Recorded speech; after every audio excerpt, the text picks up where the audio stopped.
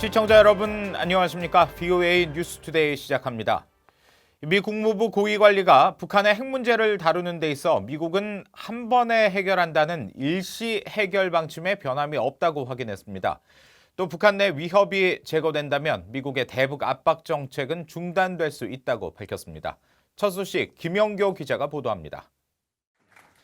크리스토퍼 포드 국무부 국제안보 비확산 담당 차관보는 2일 워싱턴의 민간연구소 스팀슨 센터에서 열린 간담회에서 북핵 문제 해결에 미국은 원타임 솔루션, 즉 일시 해결 방침을 여전히 추구하고 있다고 확인했습니다. 포드 차관보는 북한의 비핵화에 대한 미국의 목표와 관련한 VOA의 질문에 기존의 방침에 변화가 없고 북한의 김정은 위원장도 약속을 했다며 이같이 밝혔습니다. Well, our objective, of course, is the final and fully verified denuclearization that President Trump and Chairman Kim have talked about, and to which Chairman Kim has promised to move. Our policy hasn't changed in that respect. 일시 해결 방침에 대한 구체적 방안에 대해선 협상에서 논의되기 전에 밝힐 수 없다고 말했습니다. 포드 차관보는 이어 미국이 북한을 협상장에 나오게 하기 위해 대북 압박 정책을 펼치고 있지만 북한이 협상에 전향적으로 임한다면 미국은 그에 대한 준비도 돼 있다면서 북한의 비핵화가 협상에서 합의된 대로 이행된다면 미국의 압박 정책은 멈출 수 있다고 말했습니다. If that comes out of the negotiations, we very much hope that it will, and the pressure campaign that we are implementing can, of course, be turned off, and we are looking forward to the day when we can do that. 포드 차관보는 그러면서 미국은 북한의 현명한 선택에 호응할 준비가 돼 있다고 강조했습니다. Are prepared for a yes answer too, right? I mean, we need to be in a position to effectively implement negotiated threat elimination in North Korea. 포드 차관보는 이어 미국 정부는 트럼프 대통령과 김정은 위원장 간의 비전과 합의를 실행에 옮길 준비가 돼 있다고 말했습니다. 포드 차관보는 그러면서 북한이 기존에 약속한 대로 최대한 빨리 협상에 임하기를 바란다고 말했습니다. VOA 뉴스 김현교입니다. 미국 국무부의 데이비드 스틸웰 동아태 담당 차관보는 미국은 한국과 일본이 북한 도발에 대응해 양국 간 군사 정보 유지가 중요하다는 점을 인식하도록 계속 독려할 것이라고 밝혔습니다. 스틸웰 차관보는 2일 워싱턴 민간단체 브루킹스 연구소가 주관한 세미나에 참석해 한일 군사정보보호협정 지소미아에 대한 한국 정부의 조건부 연장 결정 이후 미 정부의 역할을 묻는 질문에 이같이 답했습니다. 그러면서 지소미아 유지가 미국의 이익이라는 점을 분명히 해왔다며 우리는 한일 갈등 해소가 아닌 양측이 안보 분야에서 강력한 신뢰를 유지하는 것이 중요하다는 점을 인식시키는데 적극적인 역할을 했다고 설명했습니다. 미국 국무부가 탄도미사일 발사를 시사한 북한에 도발을 중단하고 협상에 복귀할 것을 촉구했습니다. 국무부 대변인실 관계자는 2일 북한이 일본 총리를 비난하며 탄도미사일 발사를 시사한 데 대한 VOA의 논평 요청에 우리는 북한이 도발을 멀리하고 유엔 안보리 결의들에 따른 의무를 준수할 것을 촉구한다고 밝혔습니다. 그러면서 북한은 완전한 비핵화를 달성하는 데 그들의 몫의 역할을 하기 위해 지속적이고 실질적인 협상으로 복귀하기를 촉구한다고 덧붙였습니다. 앞서 북한 외무성 일본 담당 부국장은 지난달 30일 담화를 통해 아베 신조 일본 총리가 초대형 방사포 시험 사격을 탄도미사일 발사로 착각했다면서 아베는 진짜 탄도미사일이 무엇인가를 오래지 않아 그것도 아주 가까이에서 보게 될 것이라고 경고했습니다. 이 북한의 대중국 무역 의존도가 커지고 있는 가운데 지난 10월 중국에서 들여온 수입액이 본격 제재 이후 최고치를 기록했습니다. 또 북한의 대중 무역 적자폭 역시 최고치를 갱신해 북한의 외화 사정이 악화될 것이라는 관측이 나왔습니다. 함지하 기자가 취재했습니다. 국제무역센터 ITC의 수출입 현황 자료에 따르면 북한은 10월 한 달 동안 중국으로부터 2억 7,092만 달러 규모로 수입했습니다. 이는 지난해 10월보다 약 19% 증가한 것으로 제재가 본격화되기 직전인 2017년 10월과는 큰 차이가 없는 액수입니다. 특히 유엔 안보리가 마지막 결의를 채택하기 직전인 2017년 11월 이래 가장 높은 금액으로 중국 물품 수입이 제재가 본격화되기 전 수준으로 돌아간 것입니다.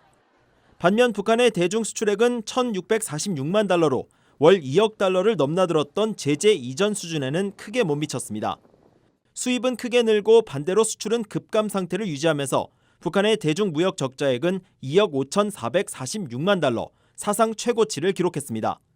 또 올해 북한의 누적 적자액도 19억 251만 달러로 늘어나 역대 가장 높았던 지난해 20억 2,220만 달러에 근접한 상황입니다. 지금과 같은 속도라면 연말까지 지난해 적자 기록을 뛰어넘을 것이 확실시됩니다. 북한 경제 전문가들은 북한이 어떤 방식으로 무역 적자를 통해 발생한 외화 부족분을 채우고 있는지 의문이라고 말했습니다. Typically, a country has to finance its trade deficit. The U.S. has a huge trade deficit, but it borrows from the rest of the world to finance it.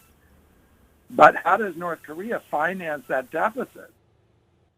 북한 경제 전문가들은 그러면서 국제사회 대북 제재가 지속될 경우 북한은 내년부터 수입을 줄이거나 가발 등 제재 대상이 아닌 품목의 수출을 늘리는 방식에 적극 나설 수 있다고 전망했습니다. BOE 뉴스 함자입니다. 베트남에서 중국으로 추방됐던 탈북민 11명이 현재 베트남과 중국 국경 지역에 구류 중인 것으로 알려졌습니다. 이들은 중국으로 추방된 뒤 다시 베트남에 들어왔는데 베트남 당국이 중국에 이들에 대한 인계를 요청해 북송 위험이 여전한 것으로 전해졌습니다. 안소영 기자가 보도합니다. 여보세요? 빨리 우리 데려가 주세요. 한국행을 시도하다 베트남 당국에 23일 체포돼 닷새 만에 중국으로 돌려보내졌던 탈북민들이 지금은 중국 국경 지역인 베트남 랑선에 구류 중인 것으로 알려졌습니다. 탈북민 수는 당초 10명으로 알려졌지만 20대 여성 1명이 추가로 확인돼 모두 11명인 것으로 전해졌습니다. 이들 탈북민들에 대한 동영상을 공개한 탈북지원단체 북한 정의연대의 정베드로 대표는 VOA에 이들이 중국으로 추방된 다음 날 베트남 재진입에 성공했지만 또다시 베트남 당국에 적발됐다고 설명했습니다. 그러면서 이들을 다시 체포한 베트남 당국이 이번에는 중국에 공식 인계 요청을 한 것으로 알고 있다고 말했습니다. 자들이 중국 국경 안으로 넘어갔다가 다시 베트남으로 그 다음 날 29일 날 아침에 재진입을 했었을 때 베트남에 있는 국경 수비대가 이 사람들이 다시 넘어오니까 이제 아예 중국 사람들에게 공식적으로 넘기려고 이렇게 시도를 했었습니다. 정 대표는 그동안 탈북민 가운데 휴대전화를 소지한 여성과 연락을 해왔지만 현재는 연락이 끊어졌다면서 이들에 대한 신변 안전을 우려했습니다. 지금 현재 어제 2일 날짜로 오후까지 지금 그쪽 현장과 연결이 되었다가 지금 끊어진 상태에서 저희도 좀 초조하게 기다리고 있는 상황입니다. 정 대표는 그러면서 이들이 중국으로 공식 인계되면 사실상 강제 북송되는 것이라며 한국 당국에 조속한 조치를 호소했습니다. 앞서 한국 외교부는 탈북민의 체포 사실을 인지한 직후 관련국과 접촉해 적극적으로 교섭 중이라고 밝힌 바 있습니다. 이런 가운데 베트남 정부 당국은 중국 추방과 강제 북송을 거부하고 있는 이번 탈북민 사안에 대한 VOA의 사실 확인 요청에 대해 아직 답변하지 않고 있습니다. VOA 뉴스 안소영입니다. 일본과 인도가 외교 국방장관 회담을 갖고 북핵 문제에 공동 대응하기로 했습니다.